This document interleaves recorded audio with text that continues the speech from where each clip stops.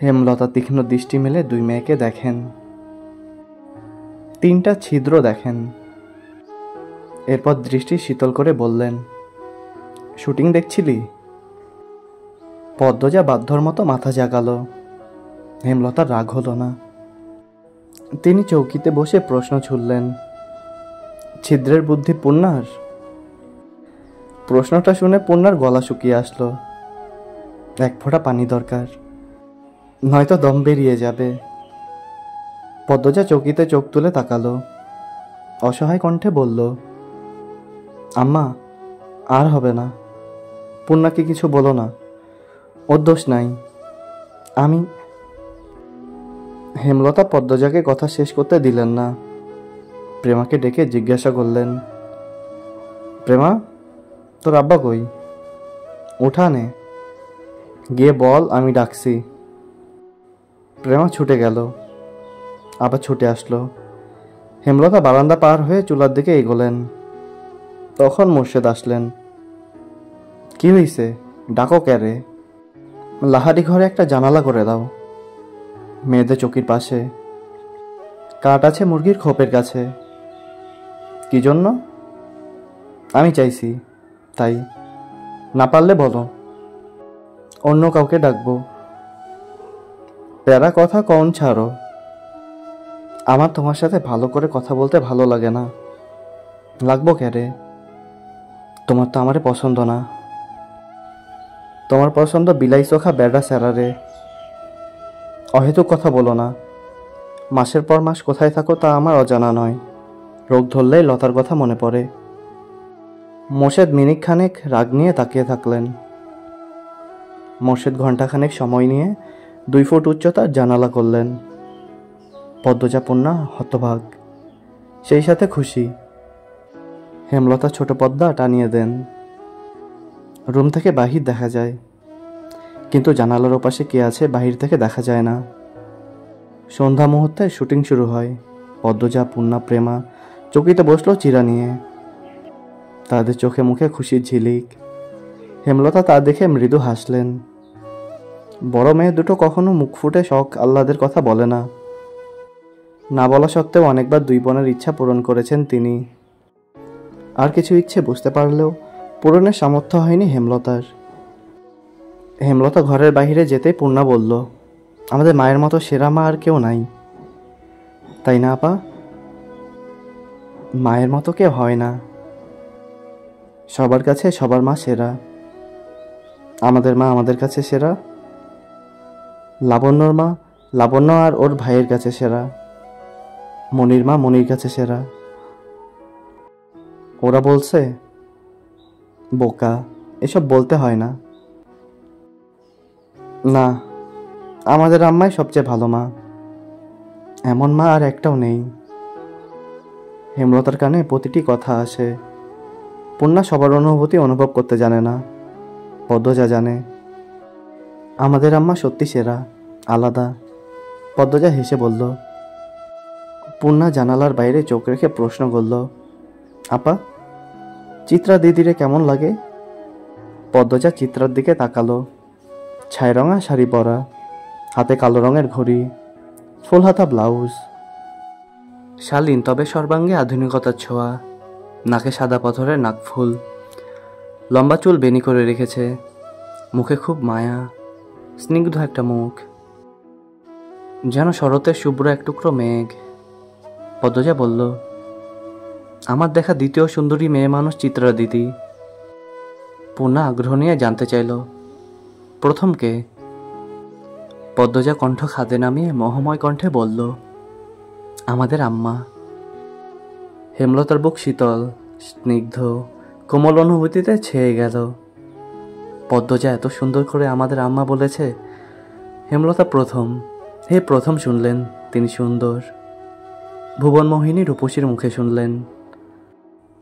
এই আনন্দ কোথায় রাখবেন তিনি? কেন ছেলে মানুষের অনুভূতিতে তলিয়ে যাচ্ছেন তিনি?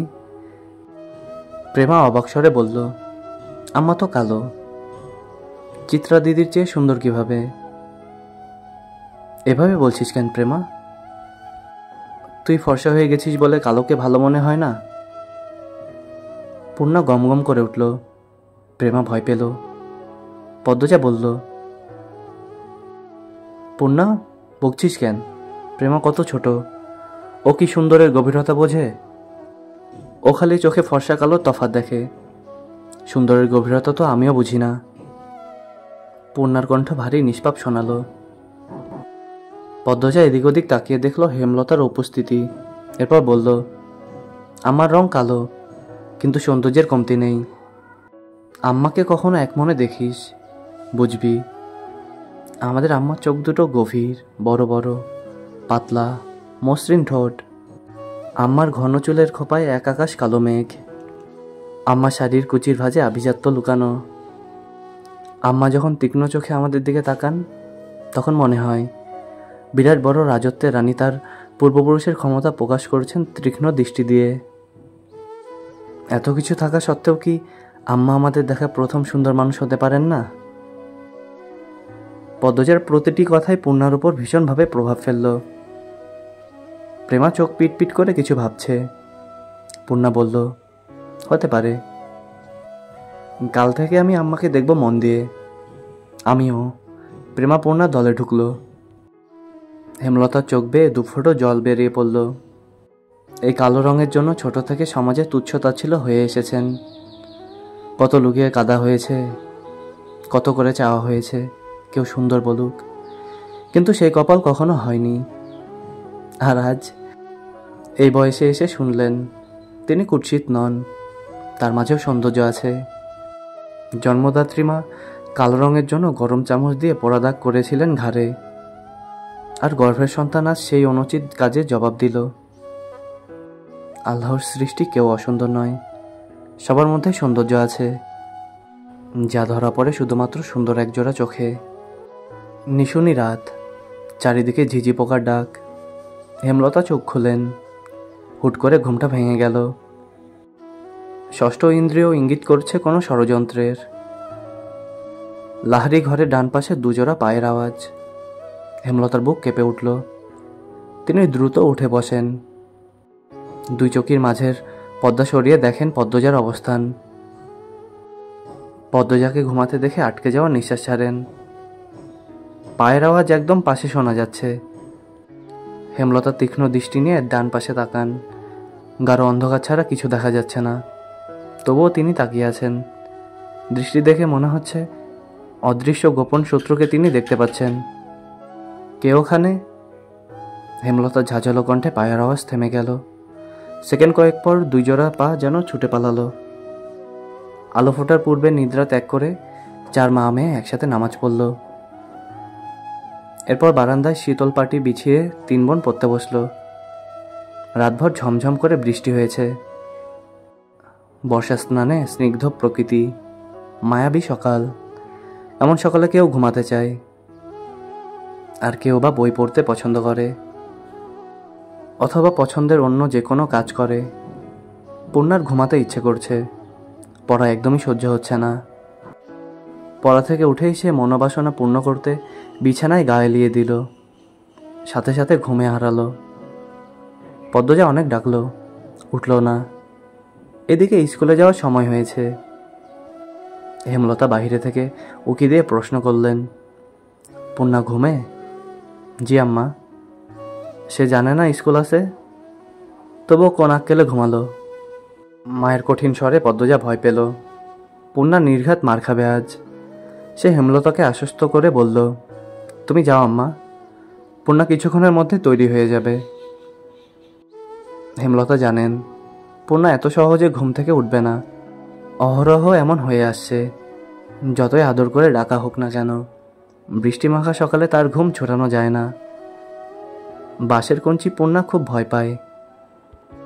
কঞ্চির বাড়ি না খাওয়া অবধি ঘুম পূর্ণাকে কিছুতেই ছাড়বে না, এই জন্য ভূত ছাড়ানোর মতো। হেমলতা বাঁশের কঞ্চি আনতে যান। এদিকে পদ্মজা ডেকেই যাচ্ছে, পূর্ণা উঠ, মারটা খাওয়ার আগে উঠ। এই পূর্ণা, পূর্ণা রে, পূর্ণা উঠ। পূর্ণা পিটপিট করে চোখ খুলে আবার ঘুমিয়ে যাচ্ছে। প্রেমা এই ব্যাপারটা খুব উপভোগ করে। একটা মানুষ এত ডাকাডাকিতেও কি করে না জেগে থাকতে পারে। সে নিষ্কম্প স্থির চোখে তাকিয়ে আছে, বড় দুই বোনের দিকে। হেমলতা হাতে বাঁশের কঞ্চি নিয়ে ঘরে ঢোকেন। তা দেখে পদ্মজা পূর্ণাকে জোরে চিমটি দিল। পূর্ণা মুখে বিরক্তিকর আওয়াজ তুলে আবার ঘুমে তলিয়ে গেল। তুই সর পদ্ম, ওই মারের যোগ্য, পিটিওর ঘুম ছুটাতে হবে। পদ্মজা মায়ের ওপর কিছু বলার সাহস পেল না, দূরে গিয়ে দাঁড়ালো। হেমলতা পূর্ণার পায়ের গোড়ালিতে বাড়ি দেন। প্যাচ করে আওয়াজ হয়। পদ্মজা ভয়ে চোখ বুজে ফেলল। ঘুমন্ত পূর্ণার মস্তিষ্ক জানান দেয় আম্মা এসেছেন এবং তিনি আঘাত করেছেন। সে চোখ খোলার আগে দ্রুত উঠে বসল। চোখ খুলতে খুলতে যদি দেরি হয়ে যায়। এরপর চোখ খুলল। বোকাশোকা মুখ করে মায়ের দিকে তাকালো পরিস্থিতি বুঝতে। পদ্মজা ঠোঁট টিপে হাসল। প্রেমা জোরে হেসে উঠল। হেমলতা তীক্ষ্ণ চোখে তাকাতেই হাসি থামিয়ে দিল। পূর্ণা ভীতু কণ্ঠে বলল, আর হবে না আম্মা, সে তো প্রতিদিনই বলিস। এমন সময় ঘন মেঘে আকাশ ছেয়ে গেল। পূর্ণা প্রেমা মনে মনে খুশি হলো। আজ আর স্কুলে যেতে হবে না। বাড়ি থেকে 2 ক্রোশ দূরে স্কুল। আম্মা নিশ্চয়ই যেতে না করবেন। পূর্ণা খুশি লুকিয়ে প্রশ্ন করল, আম্মা, মেঘ আসবে মনে হয়, যাবো স্কুলে? মেঘ কি করলো তোকে? যাবি স্কুলে। হেমলতা চলে যেতেই পূর্ণা ভ্রু কুঞ্চন করল।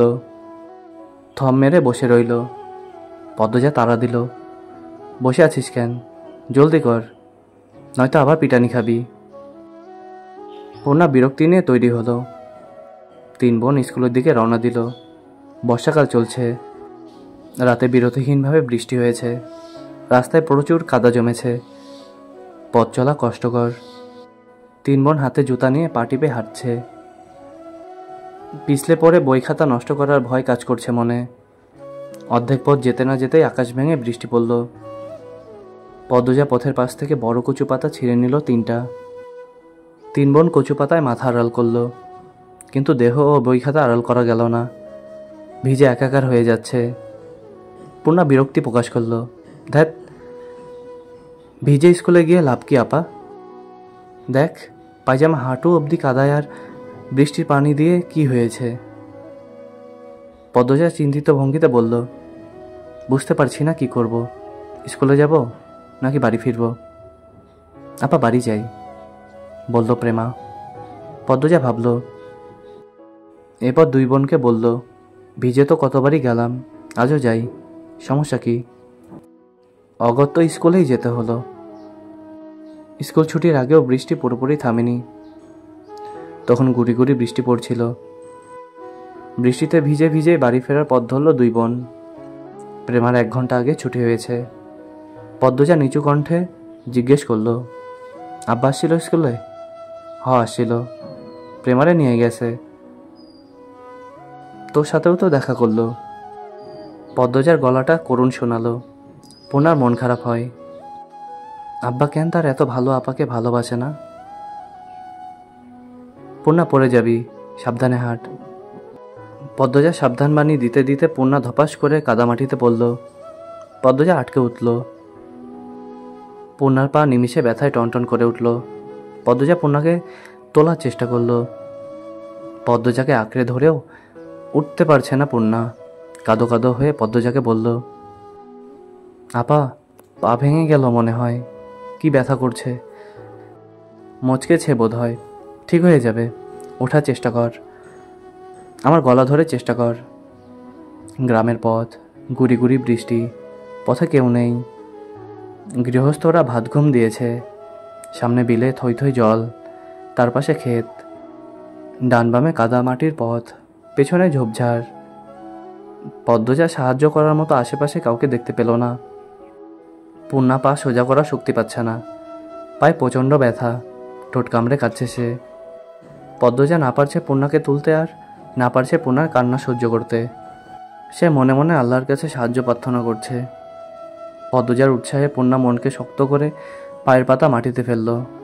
সাথে সাথে শরীরের ব্যথার বিজলি চমকালো। আপারে, পারছি না, আমার পা শেষ, মরে যাব আমি। এইসব বলিস না, পায়ের ব্যথায় কেউ মরে না।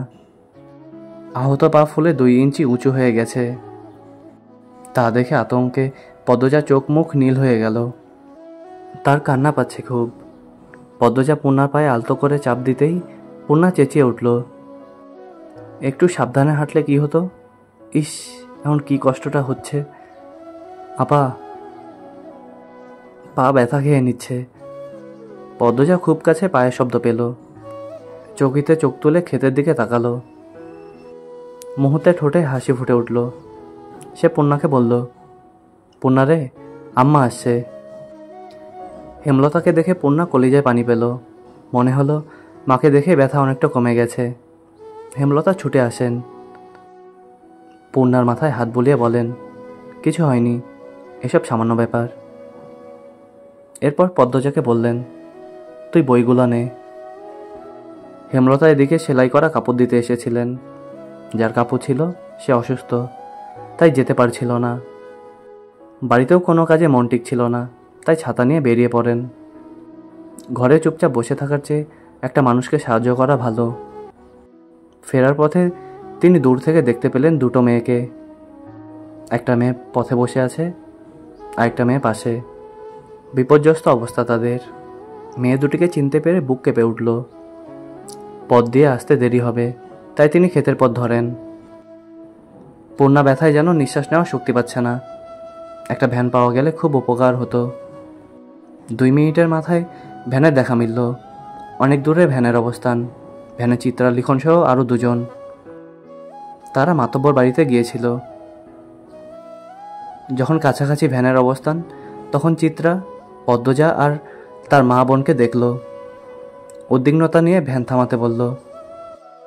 লিখনের নজরে ব্যাপারটা আসতেই সে তাড়াহুড়ো করে ভ্যান থেকে নামল। চিত্রা আগে আগে এগিয়ে আসে, চোখে মুখে আতঙ্ক নিয়ে বলল, পূর্ণার কি হয়েছে?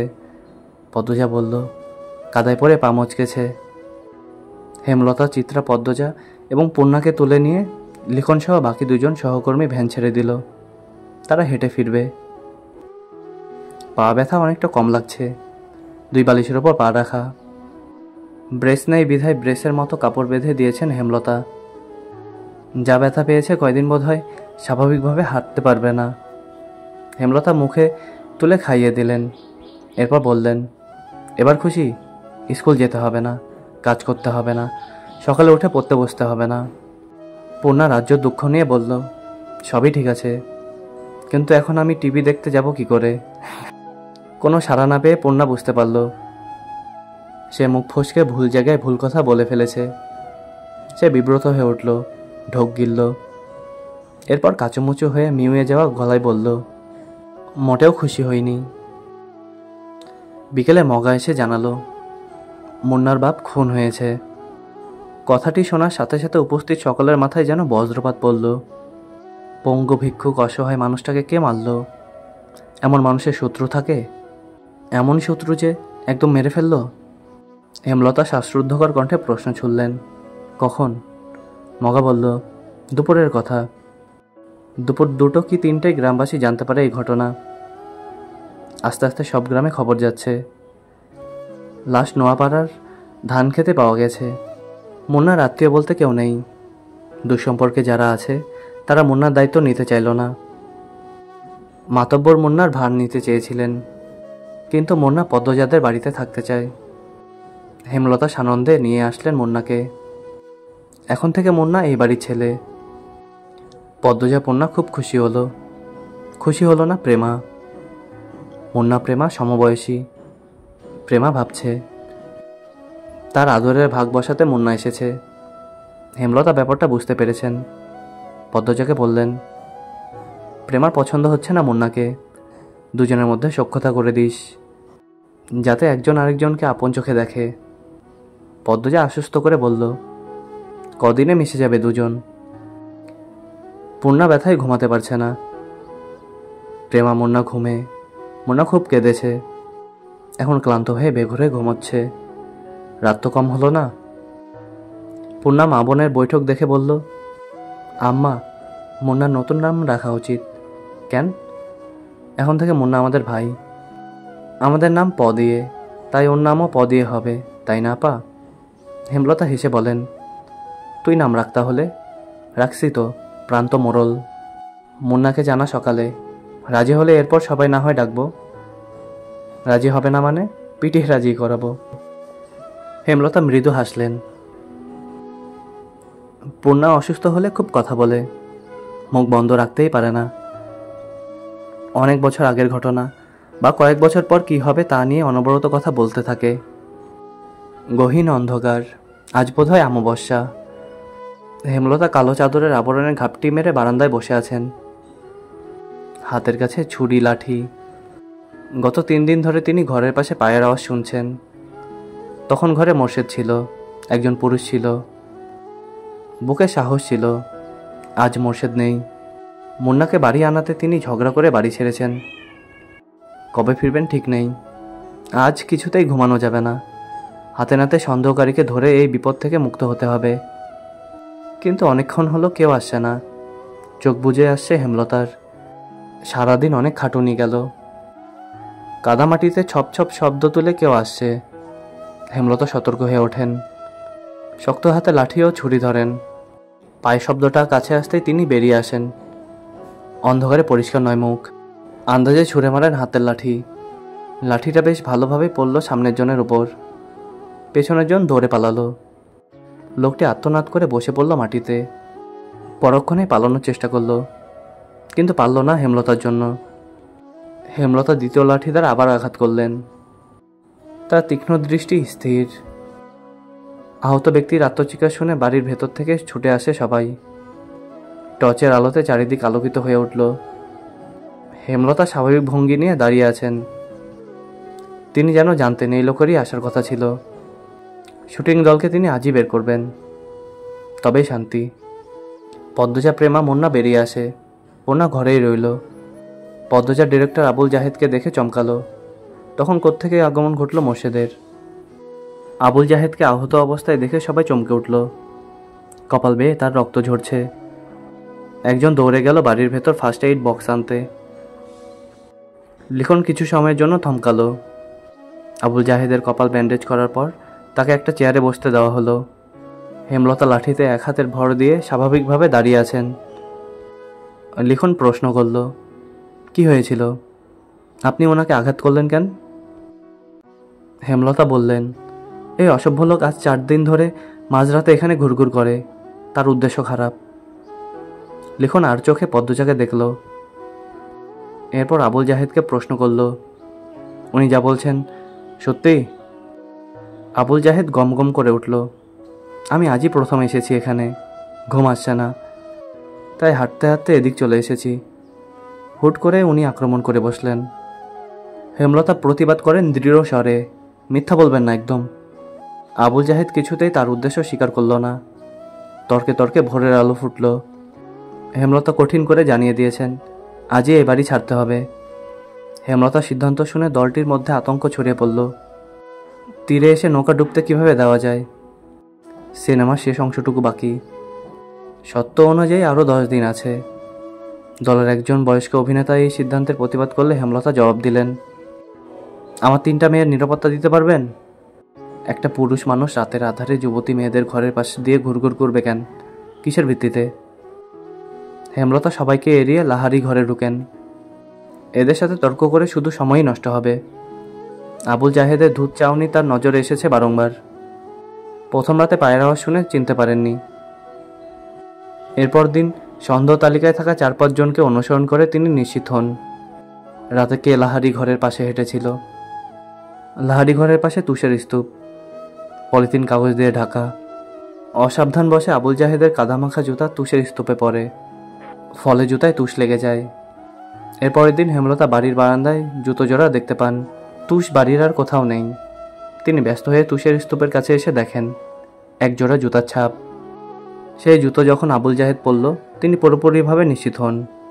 শুটিং দলটার মধ্যে একটা হাহাকার লেগে গেল। বেশ কিছুক্ষণ নিজেদের মধ্যে আলোচনা চলল। এরপর সবাই মোর্শেদকে ধরল। বিনিময়ে তারা আরও টাকা দিতে রাজি। হেমলতার ধমকের ভারে তখন চুপ হয়ে গেলেও টাকার কথা শুনে মোর্শেদের চোখ দুটি জ্বলজ্বল করে উঠল। ঘরে এসে হেমলতার সাথে ধুমুনদার ঝগড়া লাগিয়ে দিলেন। হেমলতা কিছুতেই রাজি হননি। শেষ অবধি তিনি নিজের সিদ্ধান্তে অনড় থাকতে পারলেন না। দলের কিছু ভালো মানুষের অনুরোধ ফেলতে গিয়ে তিনি অস্বস্তি বোধ করছিলেন। 10 দিনের বদলে 5 দিনের সময় দেন। হেমলতা স্বস্তিতে নিঃশ্বাস ফেলেন। ভাগ্যিস কোনো ঘটনা ঘটার আগে ব্যাপারটা খোলাসা হয়েছে। বেশ গরম পড়েছে আজ। মুন্নাকে পাশে নিয়ে পদ্মজা পাটিতে বসে আছে। মনোযোগ দিয়ে মুন্নাকে শিখাচ্ছে কাকে কি ডাকতে হবে। আমায় ডাকবি বড় আপা, পূর্ণাকে ছোট আপা, আর প্রেমা তো তোর সমান, তুই প্রেমা ডাকবি। দুজন মিলেমিশে থাকবি, বুঝেছিস? বুঝছি। আম্মাকে তুইও আম্মা ডাকবি। আমাদের আম্মা আব্বা, আজ থেকে তোরও আম্মা আব্বা, বুঝছিস? মুন্না বিজ্ঞস্বরে বলল, বুঝছি। হেমলতা রান্না রেখে উঠে আসেন। মুন্নাকে বলেন, শুদ্ধ ভাষায় কথা বলবি। তার পদ্ম আপা যেভাবে বলে, কয়ামনে। পদ্মজা বলল, কয়ামনে না, বল। আচ্ছা বলবো। মুন্না বাধ্যর মতো হেসে বলল, আচ্ছা বলবো।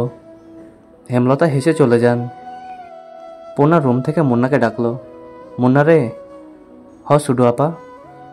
পদ্মজা মুন্নার গালে আলতো করে থাপ্পড় দিয়ে বলল, বল জি ছোট আপা। মুন্না পদ্মজার মতো করে বলল, জি ছোট আপা। পদ্মজা হাসল। পূর্ণা মৃদু হেসে বলল, তোর নাম পাল্টাতে হবে। আমি তোর নতুন নাম রেখেছি। ক্যারে? নাম পাল্টাইতাম ক্যারে?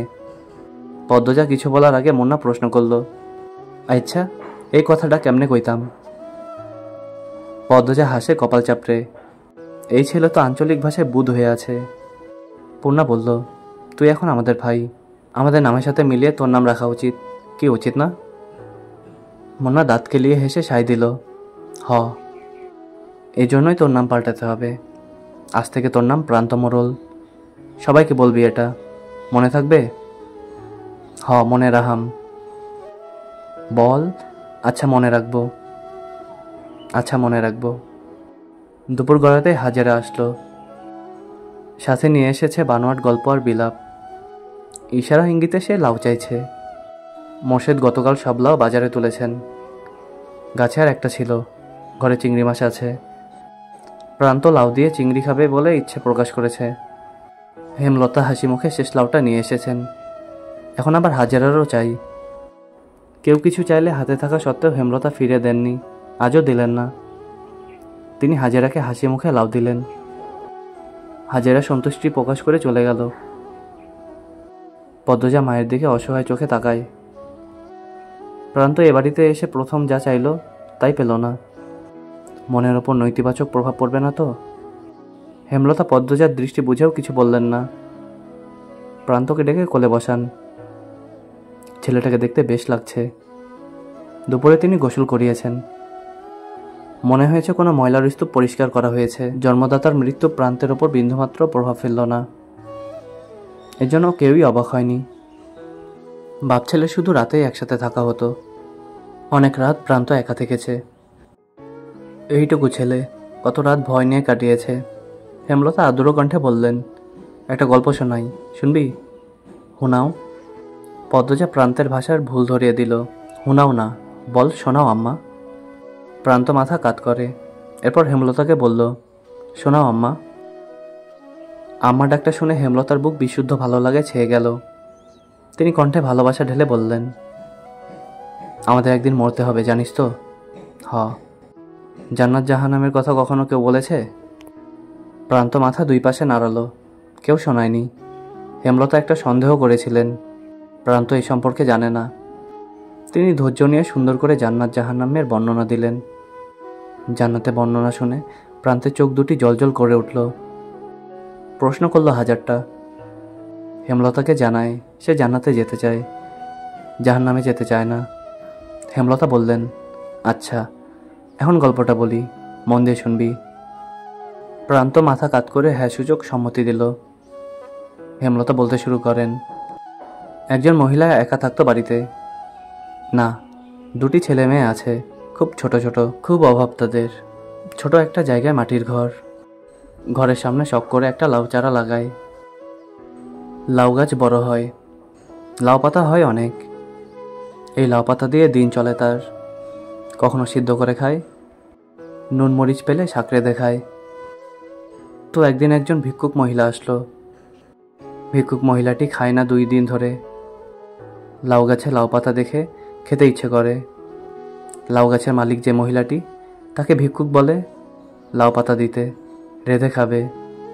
খুব অনুনয় করে বলে। মহিলাটির মায়া হয়। ভিক্ষুক মহিলাকে কথা শোনাতে শোনাতে কয়েকটা লাউ পাতা ছিঁড়ে দেয়।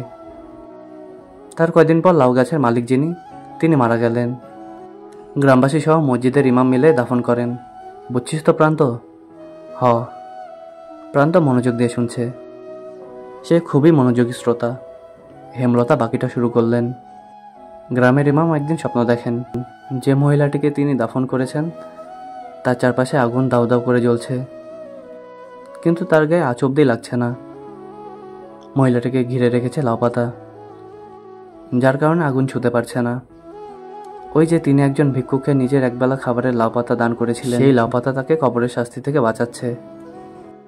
জাহান্নাম থেকে বাঁচতে আমাদের অনেক ইবাদত করা উচিত।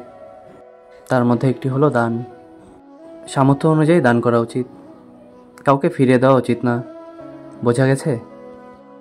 বুঝছি। আমি দান করাম। করবি। অনেক বড় হবি জীবনে, আর অনেক দান খরচ করবি। আচ্ছা, প্রান্ত এখন যদি কোনো অভাবী এসে বলে তোর লাউটা দিতে, তুই কি করবি? প্রান্ত গম্ভীর হয়ে ভাবে, এরপর বলল, দিয়া দিয়াম। একটু আগে একজন মহিলা আসছিল না, দেখেছিস তো? দেখছি। সে খুব গরিব, বাড়িতে বাচ্চা আছে ছোট। এসে বলল লাউ দিতে, তাই তোর লাউটা দিয়ে দিয়েছি। এর জন্য কি এখন তোর মন খারাপ হবে? লাউডা তুমি দিছো, তাইলে তোমারে আগুন থেকে বাঁচাইব লাউডা? লাউডা আমি দিলেও তোর জন্য ছিল। তুই এখন খুশি মনে মেনে নিলে লাউডা তোকে আগুন থেকে বাঁচাবে। হেমলতার কথায় প্রান্ত খুশি হয় খুব। পরপরই মুখ গম্ভীর করে প্রশ্ন করল, একটা লাউ কেমনে বাঁচাইব আমারে? প্রান্তর নিষ্পাপ কণ্ঠে প্রশ্নটা শুনে হেমলতা, পদ্মজা, পূর্ণা হেসে উঠল। পদ্মজা বলল, কয়টা পাতা অনেকগুলো হয়ে মহিলাটিকে বাঁচিয়েছিল, তেমন একটা লাউ অনেকগুলো হয়ে তোকে বাঁচাবে। প্রান্ত একটার পর একটা প্রশ্ন করেই যাচ্ছে। হেমলতা হেসে হেসে তার উত্তর দিচ্ছেন। পদ্মজার হুট করে প্রান্তের থেকে চোখ সরে হেমলতার উপরে পড়ে। মা হাসলে সন্তানদের বুকে যে আনন্দের ঢেউ উঠে তা কি জানেন? পদ্মজার আদর্শ তার মা। সে তার মায়ের মতো হতে চায়। 5 দিন শেষ। শুটিং দলের মধ্যে খুব ব্যস্ততা, সব কিছু গোছানো হচ্ছে। 5 দিনে তাড়াহুড়ো করে শ্যুট শেষ করা হয়েছে। লিখন উঠানে চেয়ার নিয়ে বসে আছে। চিত্রা এসে তার পাশে বসল। কাশির মতো শব্দ করলো লিখনের মনোযোগ পেতে। লিখন তাকালো, ম্লান মুখে প্রশ্ন করল, সব গুছানো শেষ? শেষ। তুমি তো কিছুই গোছাওনি। বিকেলে রওনা দেব। আমার আর কি আছে গোছানোর? দুপুরে শেষ করে ফেলব। মন খারাপ? লিখন কিছু বলল না। লাহারি ঘরের দিকে তাকালো। দৃষ্টিতে শূন্যতা, কিছু ফেলে যাওয়ার বেদনা, বুকের বাঁ পাশে চিনচিন করা ব্যথা। চিত্রা হাতঘড়ি পড়তে পড়তে বলল, ছোট বোনের সমান বলে ঠোঁট বাঁকিয়েছিলে, এখন তার প্রেমেই পড়লে। লিখন কিছু বলল না, দীর্ঘ নিঃশ্বাস ছাড়ল। চিত্রা বলল, পদ্মজা কিন্তু অনেক বড়ই। আগামী মাসে ওর 17 হবে শুনেছি। এই গ্রামে 17 বছর বয়সী অবিবাহিত মেয়ে হাতে গোনা কয়টা? পদ্মজার শ্রেণীর বেশিরভাগ মেয়ে বিবাহিত, আর খুব কম মেয়ে পড়ে। চিত্রার কথা অগ্রাহ্য করে লিখন বলল, তোমার বিয়েটা কবে হচ্ছে? বছরের শেষ দিকে, সব ঠিকঠাক থাকলে আর ভগবান চাইলে। কিছুক্ষণের মধ্যে সবাই ঢাকা রওনা দেবে। হেমলতা মোর্শেদ বিদায় দিতে এসেছেন। দলটার 3-4 জনের চরিত্রে সমস্যা থাকলেও বাকিরা খুব ভালো। হেমলতার সাথে মিশেছে খুব। নিজের বাড়ি মনে করে থেকেছে, বাড়ি দেখাশোনা করেছে। লিখন হেমলতার আড়ালে একটি সাহসিকতার কাজ করে ফেলল। ব্যস্ত পায়ে লাহারি ঘরে আসলো। বারান্দায় বসেছিল পদ্মজা। লিখনকে দেখে ভয়ে তার বুক কেঁপে উঠল। পদ্মজাকে কিছু বলতে দিল না লিখন। সে দ্রুত বারান্দায় উঠে পদ্মজার হাতে একটা চিঠি গুঁজে দিয়ে জায়গা ত্যাগ করল। পদ্মজা অনবরত কাঁদতে থাকে। পূর্ণা চৌকি থেকে ব্যাপারটা খেয়াল করেছে। সে হতভম্ব। ধীর পায়ে হেঁটে আসে। পদ্মজা সারা শরীর বেয়ে ঘাম ছুটছে। হিতাহিত জ্ঞান শূন্য হয়ে পড়ে। হাত থেকে চিঠি পড়ে যায়। পূর্ণা কুড়িয়ে নিল। পদ্মজার গলা শুকিয়ে কাঠ। হেমলতা এসে দেখেন পদ্মজা হাঁটুতে থুতনি ঠেকিয়ে বসে আছে। কেমন দেখাচ্ছে যেন। তিনি উদ্বিগ্ন হয়ে প্রশ্ন করলেন, পদ্ম, শরীর খারাপ? মায়ের কণ্ঠ শুনে পদ্মজা ভয় পেল। বাতাসে অস্বস্তি, নিঃশ্বাসে অস্বস্তি। চোখ দুটি স্থির রাখা যাচ্ছে না, নিঃশ্বাস এলোমেলো। পূর্ণা পরিস্থিতি সামলাতে বলল, আম্মা, আপার মাথা ব্যথা। হুট করে এমন মাথা ব্যথা উঠল কেন? পদ্মরে খুব ব্যথা? পদ্মজা অসহায় চোখে পূর্ণার দিকে তাকালো। আকস্মিক ঘটনায় সে ভেঙে পড়েছে। ডান হাত অনবরত কাঁপছে। হেমলতা তীক্ষ্ণ চোখে মেয়েটাকে দেখেন, কঠিন স্বরে প্রশ্ন করেন, কী লুকোচ্ছিস দুজন? কেউ এসেছিল? মায়ের প্রশ্নে পদ্মজার চেয়ে পূর্ণা বেশি ভয় পেল। হাতের চিঠিটা আরও শক্ত করে চেপে ধরল। কি লেখা আছে না পড়ে এই চিঠি হাতছাড়া করবে না সে।